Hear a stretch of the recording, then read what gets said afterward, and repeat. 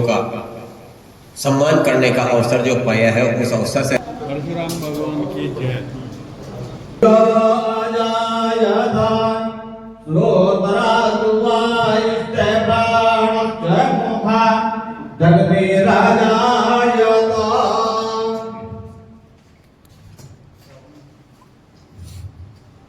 कल्याण देवं मनसा स्मरामि, कल्याण देवं शिरसा नमामि, कल्याण देवं वदसा नमामि, कल्याण भगवान की जय।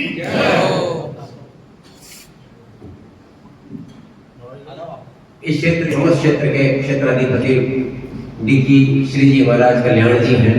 श्रीरंगे दुष्टवाघं सस्तनो भुमसे महिदेवहि तञ्जदायो सतमेन्नु शरणो देवा अदितिः कञ्चजना अदितिर्जातमदितिर्जनित्वं जौहौ शान्तिरन्तरिक्षभं शान्तिः पृथिवी शान्तिरापः शान्तिरोगदयः शान्ति वनस्पतयः शान्तिर्विश्वे देवाः शांति ब्रह्म शांति सर्वब्रह्म शांति शांतिरेव शांति श्यामा शांति धीयतो यतः स्वामीयते तपस्यः विश्वानि देव सर्वतन्न आशुवः हरि ओम शांति शांति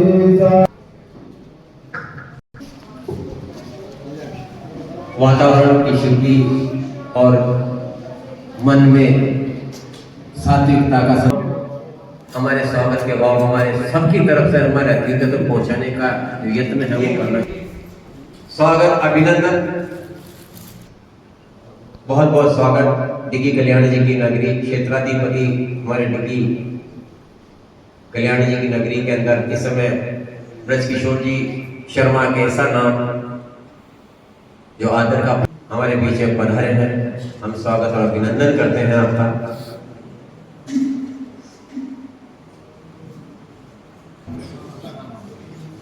हम कल्पना कर सकते हैं कि जब इतने हमारे पास में ऐसे व्यक्तित्व हैं, जब भी अपनी बात कहेंगे तो हम यहाँ से क्या क्या लेके जाएंगे। एक इमेजिनेशन की बात मैं आपको जैसा इंगित करना चाह रहा था कि हमारा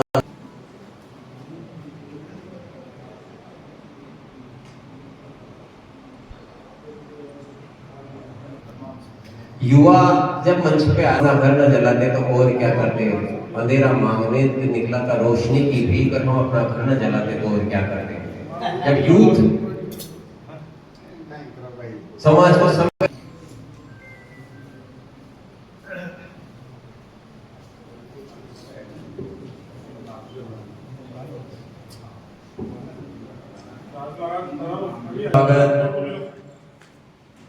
यूथ आइकॉन पंकज जी पसलंगिया का स्वागत अभिनंदन हमारे मंच पर खुशी के साथ उल्लास के साथ जोड़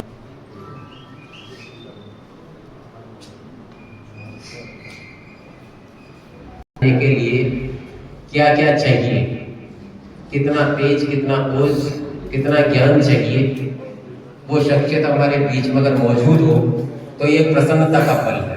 बहुत बहुत स्वागत करते हैं, हम आपका अभिनंदन करते हैं। आपका यहाँ आना ही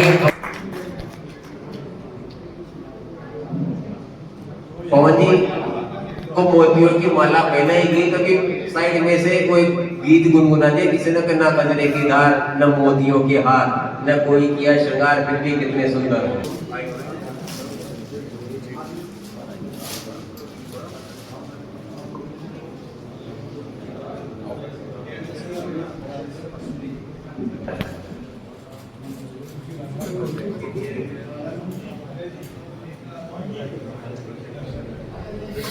होता है ना, उसको बखूबी आप निभा रहे हैं। अश्विनी जी शर्मा।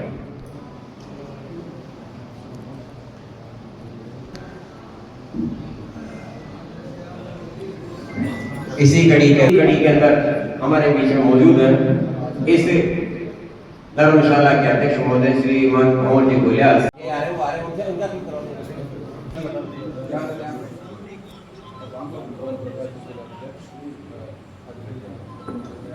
नीचे से बहुत बखूबी बहुत बढ़िया काम कर रहे हैं।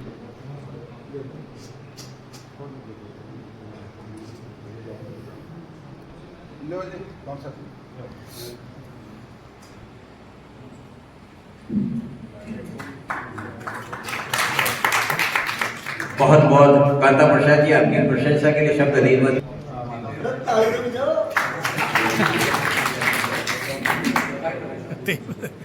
दूदू से मनोज जी, मोहन जी, बलराम जी।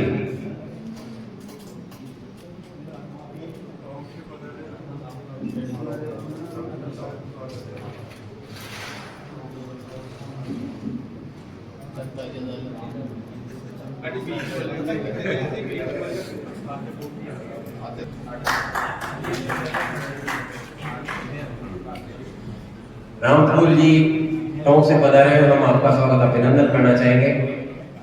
बहुत बहुत स्वागत।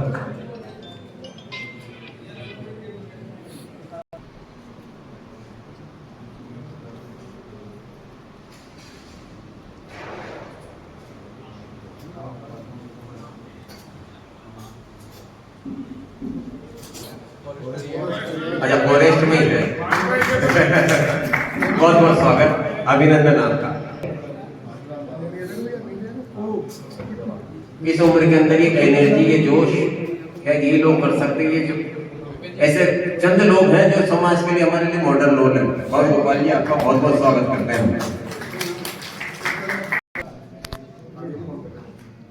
और एक और खबर, हमारे आज के जो कार्यक्रम लैंडमार्क क्रॉस कर गए।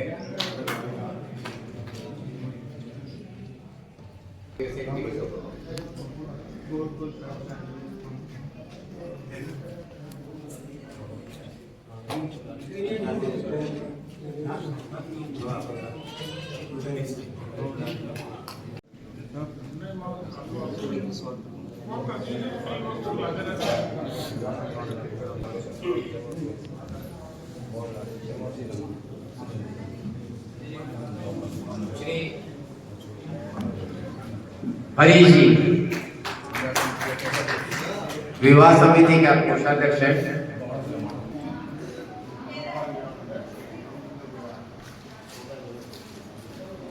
यकीन माने कि ये खबरें आप जब काम करते होगे तो शायद आपको अंदाजा नहीं होता होगा कई सब चीजों का प्रभाव क्या पड़ता है। अब अमित कुमार जी,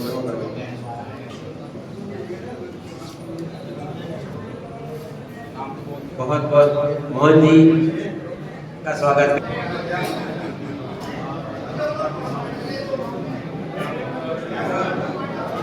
क्या मिलता है जब समाज के काम करते हैं, तो यही मिलता है। और यकीन माने कि सबसे करने के लिए राम प्रसाद जी पिमूल पधारे ऊपर महाराज।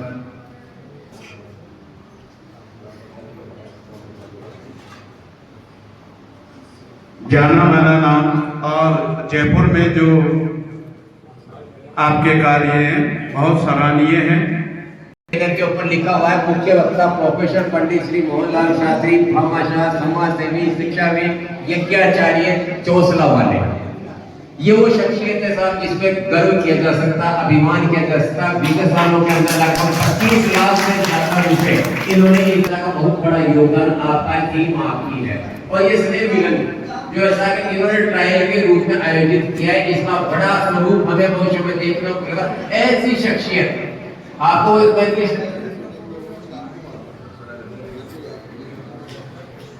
ऐसी शख्सियत वो मेरी शरण की शायद वो चाह लाइने का चाह नहीं सुर वाला के गहनों में बूता जाऊं, चाह नहीं के देवों के सर पर चढ़ूं, भाग्य पर विठला हूं। मुझे तोड़ लेना है वनमाली, उस पथ पर तुम देना फेंक, जिस पथ से मात्र भूमि पर शीश चढ़ाने जाए वीर अनेक। शायद वो शख्सियत है। मैं इनके परिवार श्री बड़े वाले आप ही पधारे। इन बुजुर्गों का एक ग्रुप ये निश्चित रूप से हम सबके मन को मोहेगा।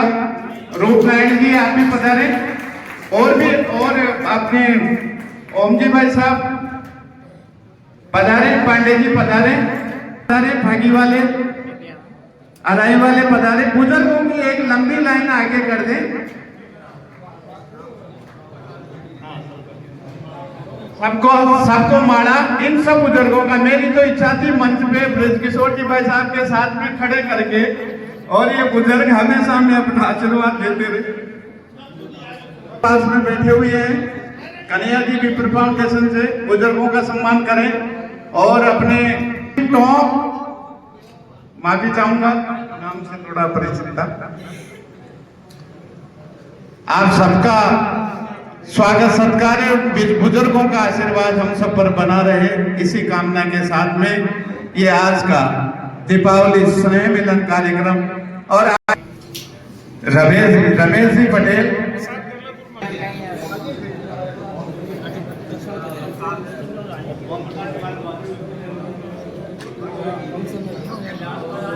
और हमें लगता है कि ये जो इनकम होती है, कमाई होती है, सबसे बड़ी होती है।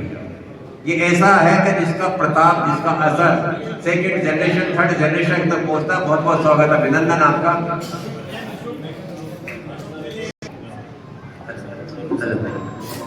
ओम प्रकाश जी लाडपुरा विवाह सम्मेलन जो समिति के हैं, उनसे भी निवेदन आप पधारे, हमारे अतिथि आप स्वीकार। गोविंद जी, चीज अगर ऐसा अरेंज करनी होती तो एक ही नाम रहता, गोविंद। देख रहे कि ऐसा कामकाज की देख रहे कि आप कर रहे हैं गोविंद जी।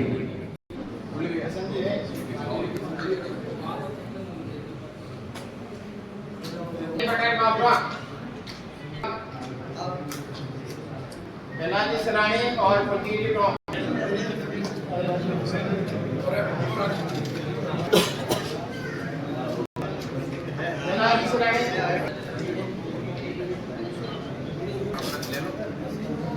वाले आप भी आए, आपका हार्दिक अभिनंदन है। और आप हमेशा धर्मशाला के लिए तत्पर रहते हैं।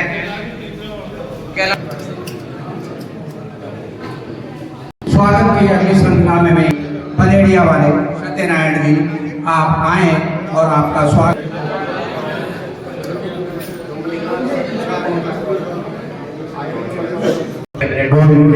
ऊपर बता दें रमेश जी, रमेश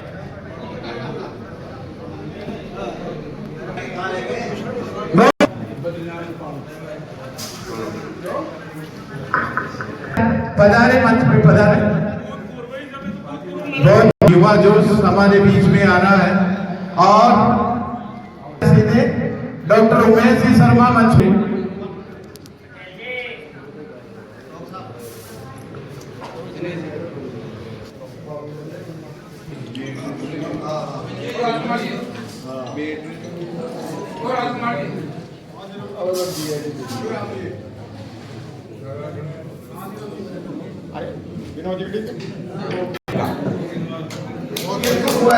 तो खड़े रहते थे। इन्होंने समाज के लिए, समाज के उत्थान के लिए, समाज के उद्गम के लिए, और समाज की जो, क्योंकि ये संस्कृत शिक्षा भी इनके पास थी, देवस्थान विभाग भी इनके पास था, और समाज के हर व्यक्ति को इन्होंने उसका फायदा पहुंचाने के लिए कार्य किया। ऐसे हम सबके प्रिय है, हम सबके अजीज, और एक से बुलावे में कोई फॉर्मेलिटी नहीं की। मोहनलाल जी ने उनको फोन किया और कोई ये नहीं कहा कि आप आके मुझे निमंत्रण दीजिए, मेरे से मिलिए, बात करिए। यदि कोई एक बार एमएलए बन जाता तो अपने आप को बहुत कुछ समझता है। हम सबके प्रिय हर दिन अजीज श्री ब्रजकिशोर जी शर्मा साहब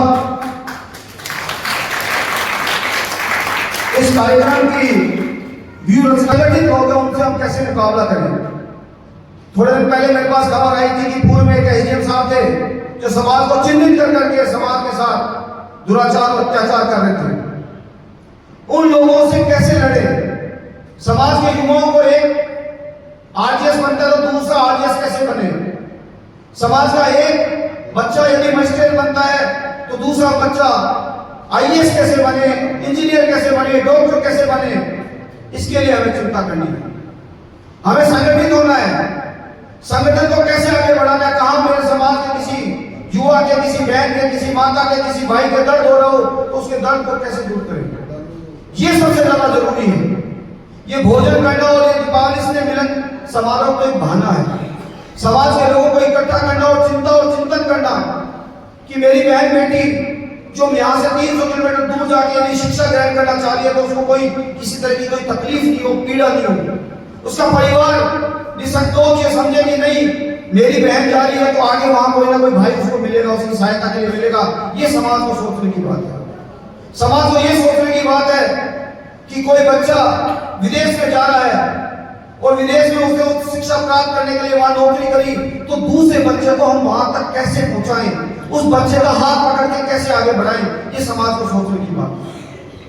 मैं आप सबको धन्यवाद दूंगा।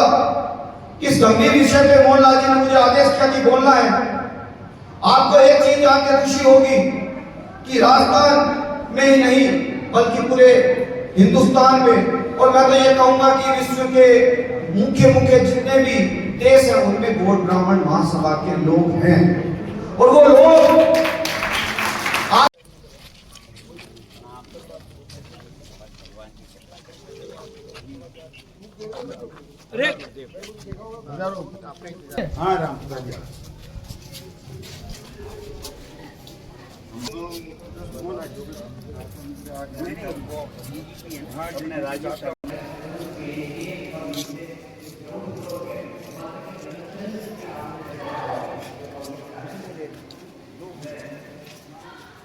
देर से हम प्रतीक्षित के बहुत बहुत स्वागत, अभिनंदन आपका, बधाई।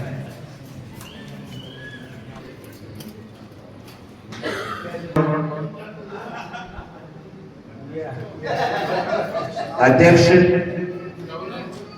जयपुर, बहुत बहुत स्वागत, अभिनंदन। हम प्रतीक्षित थे आपके आगमन के। विभिन्न जो चमकते हुए सितारे थे, समाज के प्रबुद्ध नागरिक थे, केवल उनको आमंत्रित किया था कि क्षेत्र वाइज प्रतिनिधित्व यहाँ पर हमने करवाया है और ये सभी लोग अपने अपने क्षेत्रों को रिप्रेजेंट कर रहे हैं, वो सब यहाँ पर मौजूद हैं।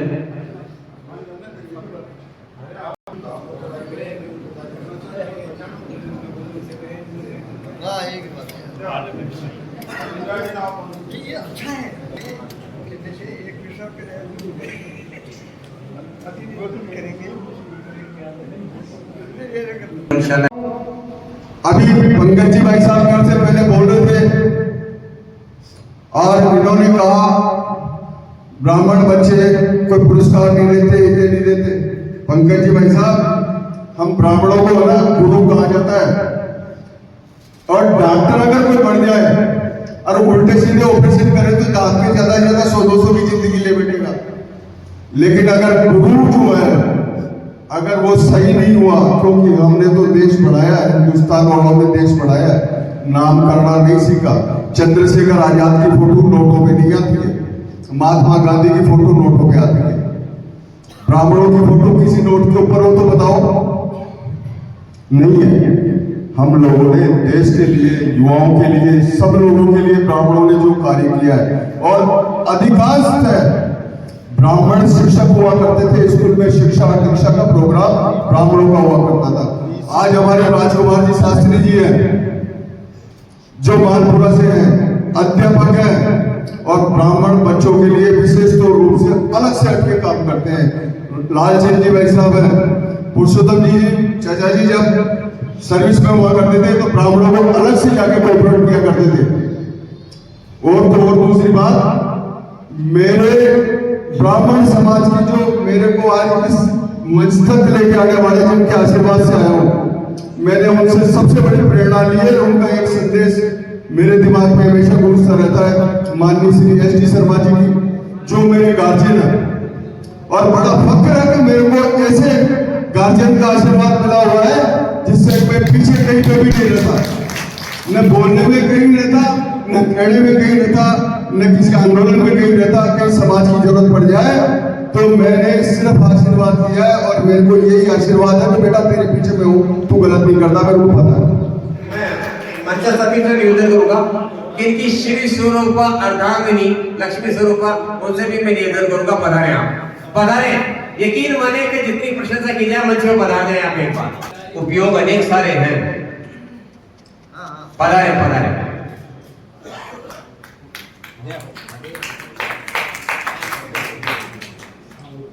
भाभी जी पुरुषोत्तम जी शर्मा की तरफ से आप जो भाभी जी आप जो शोर उठा के सम्मान करना है। श्रीमती जी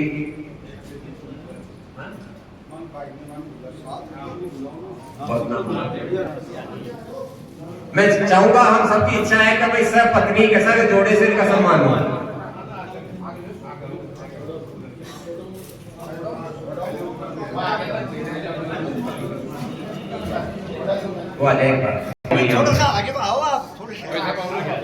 एक अपनी के फोटो शूट हो जाए उसके बाद मंच और मंच के साथ जो स्वागत करता है वो रुकेंगे। बाकी उसके बाद में डिग्गी धर्मशाला जो कमेटी है उसकी दिली इच्छा है कि हम प्रोफेसर साहब का अभिनंदन करना चाह रहे हैं, तो उनको भी मंच पर आमंत्रण है।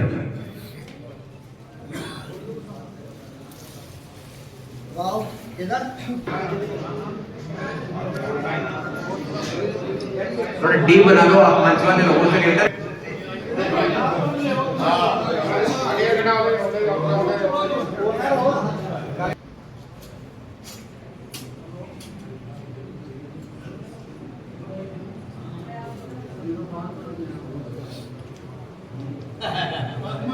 बहुत बहुत स्वागत प्रोफेसर साहब, अद्भुत अनुपम मंच जो हो गया तो मंच खाली करना चाहिए, मंच खाली करना।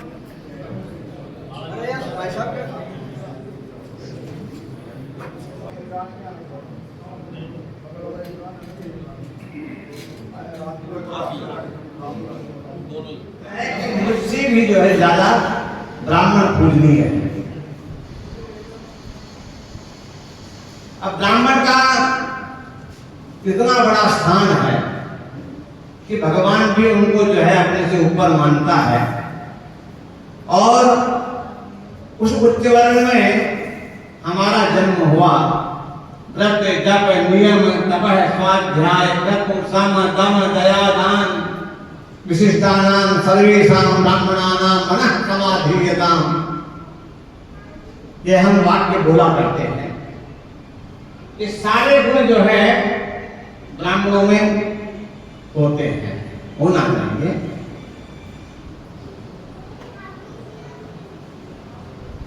हम ब्राह्मण वह है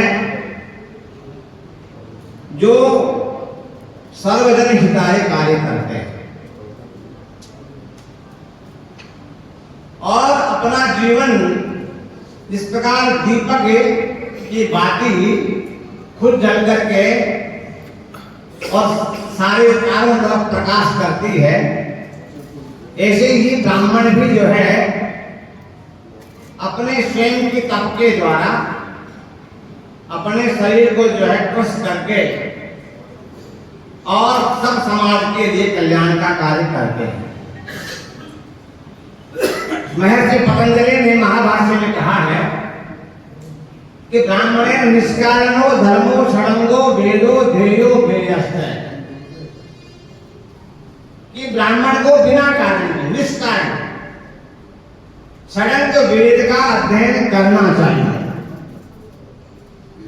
आप भले MBBS करें, MBA करें, इंजीनियरिंग करें, जो पढ़ाई करनी करें, कोई दिक्कत नहीं है। LLM करें, न्यायाधीश बने,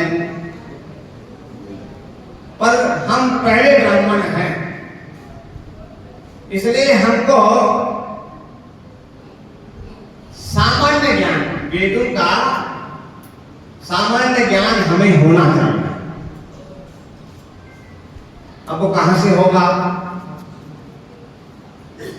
हमारे घर में तो जो है कोई पढ़ाता नहीं है, और शिक्षा के ऊपर तो भगवत कृपा है कि शिक्षा में कहीं भी ऐसी बातें सीखने को नहीं मिली। इसलिए हमारा ब्राह्मण समाज का जो संस्थान बने हुए हैं, उन सबका दायित्व बनता है कि ब्राह्मण लोग खुद और अपने बच्चों को संस्कृत का सामान्य ज्ञान अवश्य है। संस्कृत ज्ञान इतना तो हो जाए कि अपना कल्याण हम कर सकें, कि हमें हमारे 16 संस्कारों का ज्ञान हो और कम से कम जनेऊ हम पहने, संध्या करें और गायत्री मंत्र का जाप करें। ये हमारे लिए आवश्यक है। संध्याहीनो असुचिर नित्यम, संध्याहीन ब्राह्मण जो है अपवित्र होता है। यहां तक कहा है कि उसको जो संध्या नहीं करता, गायत्री जाप नहीं करता, उस व्यक्ति को मंदिर में पूजा करने का अधिकार नहीं है। वो तुलसी का स्पर्श नहीं कर सकता, विष्णु पूजा में कर रहे हैं। इतना उसके लिए आवश्यक है।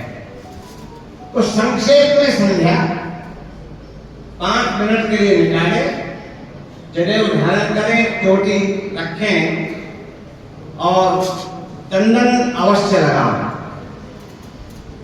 शून्य मस्तक के ब्राह्मण को अच्छा नहीं मानते हैं।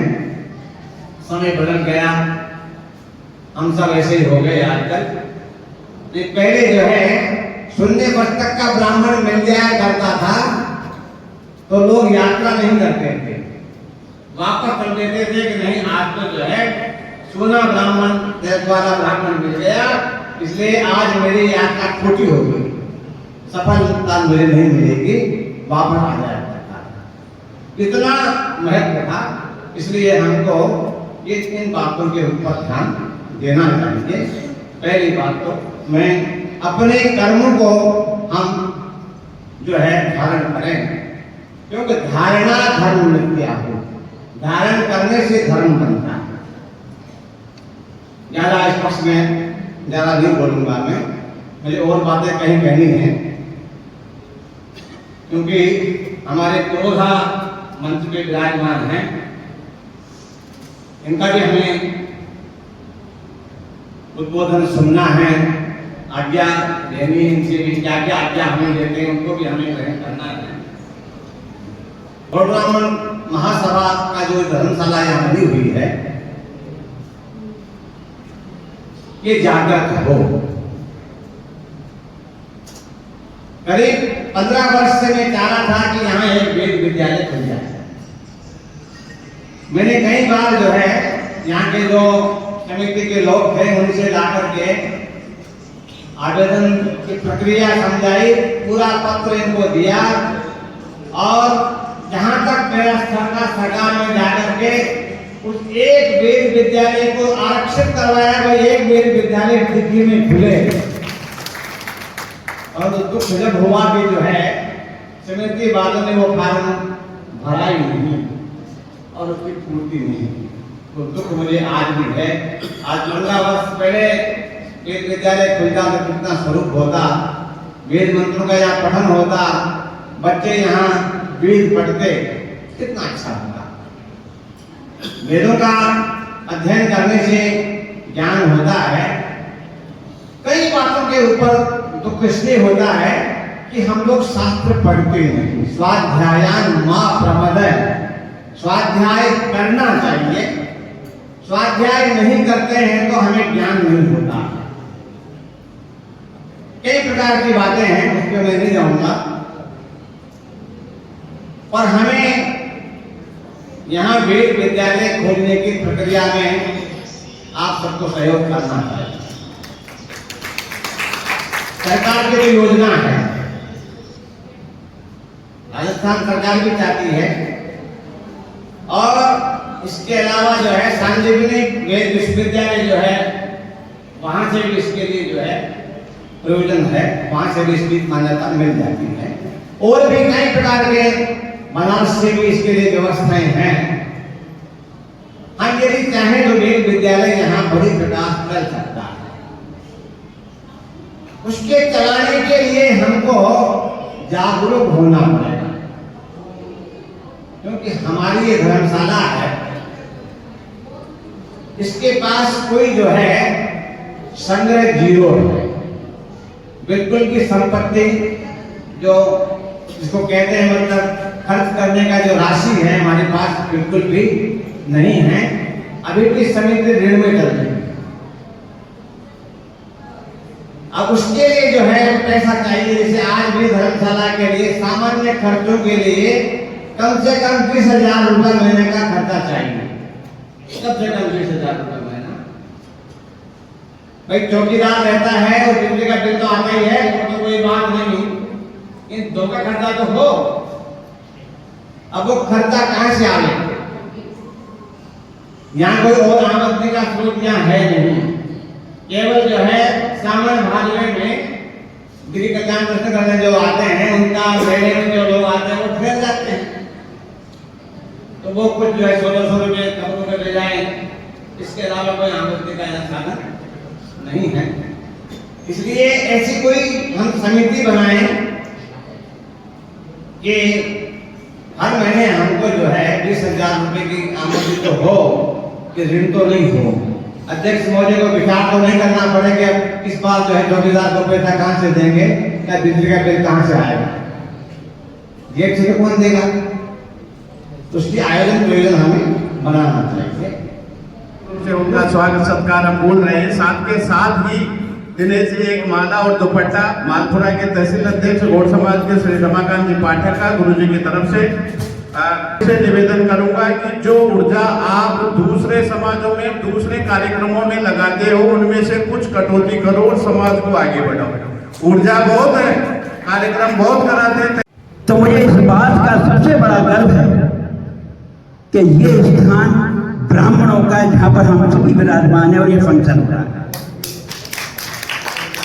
ये सबसे बड़ी बात है कि हम अपने भवन में बैठ करके कोई कार्यक्रम करते हो, उससे बड़ी कोई कल्पना हो नहीं सकती। मेरे पूर्व वक्ता मोहनलाल शास्त्री साहब ने बहुत सारे ब्राह्मणों के विषय में बात की, क्योंकि समय का बहुत अभाव है, समय काफी हो गया, मैं देखता हूँ, ऑब्जर्व कर रहा हूँ। फिर भी जब इतनी दूर से आया हूं तो मैं निश्चित रूप से आपके बीच में अपना पक्ष रखूंगा। मोहनलाल जी के साथ में मेरे 2 वाकियाओं में अवसर मिला इनके साथ, वो निश्चित रूप से जब हम यहाँ आए हैं तो मैं उनको पुनः आप सबके सामने दोहराना चाहूंगा। अभी इन्होंने जिक्र किया था अंतरराष्ट्रीय वैदिक सम्मेलन का। हमने आप सबके आशीर्वाद से जयपुर शहर में एक अद्वितीय सम्मेलन रखा, वैदिक सम्मेलन उसका नाम था अंतरराष्ट्रीय। उसमें बाहर से भी विद्वान आए थे, विदेशों से, और हमारे यहाँ के तो सारे विद्वजन थे। करीब 700 के करीब राजस्थान भर के संत और साधु मौजूद थे, और 30 से 40 हजार की संख्या में ब्राह्मण समाज के लोगों की उपस्थिति थी। ऐसा कार्यक्रम कभी मैंने किया ऐसा नहीं है साहब, लेकिन अभी आपने देखा नहीं होगा, और मुझे लगता है मैंने पूर्व में तो ऐसा कार्यक्रम देखा नहीं। इतना अद्वितीय कार्यक्रम था। उस कार्यक्रम में वेदों की शक्ति की वजह से मैं बोल रहा हूं, उसकी शक्ति का क्या प्रभाव होता है। हमने मद्रास से एक साइंटिफिक टीम बुलाई थी, और वो टीम जो थी वो पॉल्यूशन के ऊपर काम करती थी। तो कार्यक्रम शुरू होने से पहले हमने उसकी रीडिंग ली, पॉल्यूशन का क्या स्तर है, और उसके बाद में 5100 पंडित एक ही ड्रेस में संस्कृत का श्री सूक्त का जब गर्जना की उन्होंने, उसके बाद हमने जब उसकी रीडिंग ली तो 55% पॉल्यूशन गिरा। ये है वेदों की ताकत, और ये है ब्रह्म की शक्ति। ये याद है 7 सितंबर 2016 को कार्यक्रम हुआ था।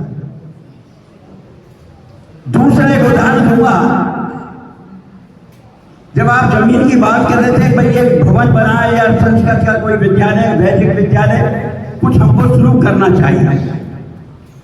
उसका एक उदाहरण बनाऊं, मेरे भाई बैठे हुए हैं, कैबिनेट मंत्री रहे, मेरे गुरु जिनका आज जन्मदिन है, स्वर्गीय नारायणदास जी महाराज,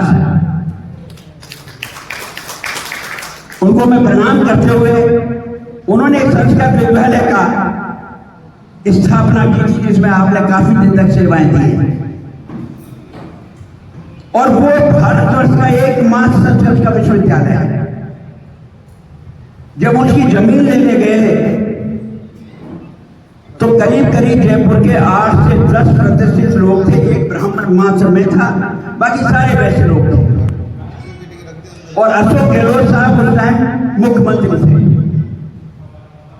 जब हम प्रस्ताव लेकर उनके पास गए तो उनका पहला शब्द था कि भाई ये बाबा जियों को जमीन देकर के क्या करेंगे, इसका दुरुपयोग होगा, ये जमीन में कोई विश्वविद्यालय नहीं बन सकता, क्योंकि 15 से 20 करोड़ रुपए लगेंगे, पैसे आएंगे कहां से साधु संतों के पास।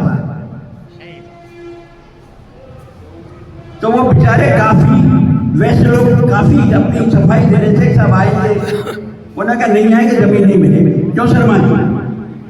तो मैंने उनसे एक शब्द कहा जो याद करने का है, मैंने कहा साहब आप तो सरकार चलाते हैं, अगर हम लोग कभी संस्कृत में आगे जाएंगे, इसके मैंने आपने जिक्र भी किया था, इसके मैंने कोर्स शुरू करवाया यूनिवर्सिटी में, पुरोहित कर्मकांड, ज्योतिष और वास्तुशास्त्र, ज्योतिष और वास्तुशास्त्र, इसको चालू कर दो। ये जो जान क्या कहेगा, IAS रिटायर होने के बाद भूखा मरेगा, लेकिन चारों को सीखने वाला, चारों का प्रकाश पंडित मरते तब तक जो भूखा नहीं मिलेगा, ये घर। लेकिन आप सभी ये निवेदन है कि वेद शुरू करो, मैं वेद के खिलाफ नहीं हूं, लेकिन इसके पीछे ये भी होना चाहिए कि आप आपको अप्रूव देगी, मात्र 2000 रुपये साल की फीस है, साल भर का कोर्स है, जिसने एक बार सरकार का कोर्स लगा लिया तो उसको कितना फायदा होगा, ये बहुत देखने की जरूरत है। मैं बहुत कुछ करने की इच्छा थी, हॉल भी खाली हो गया, इस हॉल में बैठ करके हम अपने आप को गौरवान्वित महसूस करते हैं, और उसकी मुझे और मोहन जी आप हैं, इसके लिए आपको मैं बहुत बहुत मुबारकबाद देता हूँ। धन्यवाद। जय हिंद, जय संस्कृतम, जय भारत। छोटे भाई साहब, आपने अपना कीमती समय जो इस प्रांगण में दिया, वैसे मैं आपको निवेदन सहयोग हम घर पे जाकर के पूर्ण में भी लेकर के आए हैं। ये धर्मशाला आप लोगों के स्वास्थ्य ठीक है। मैं आपसे एक निवेदन करना चाहता हूँ कि आप लोग समय पधारें, आप लोगों ने अपना कीमती समय जो समाज के लिए दिया, धर्मशाला समाज